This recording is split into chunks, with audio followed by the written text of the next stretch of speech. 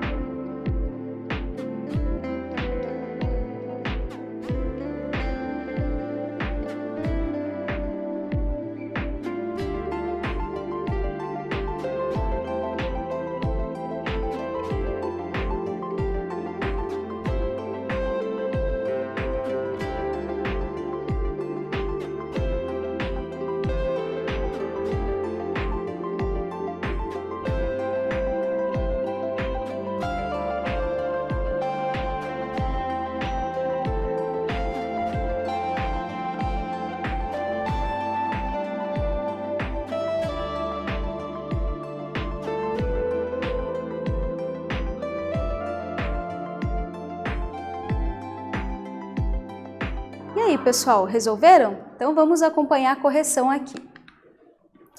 Nós queremos saber os múltiplos de 7 que estão entre 20 e 510.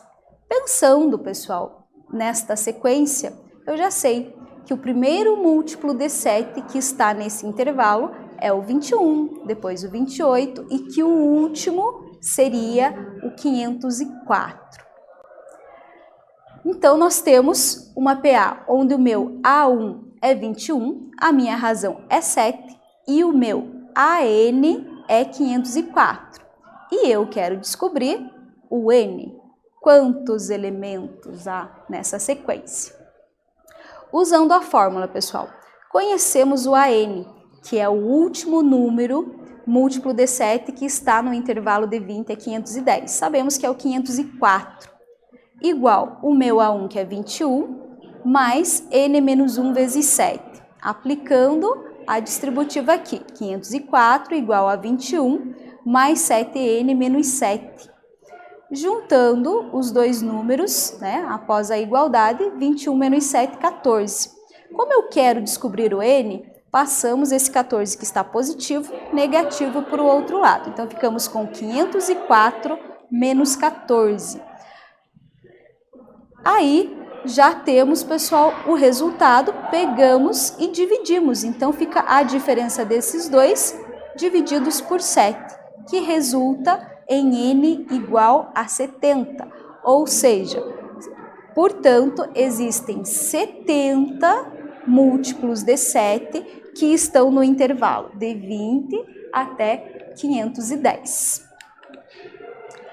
Fique sabendo.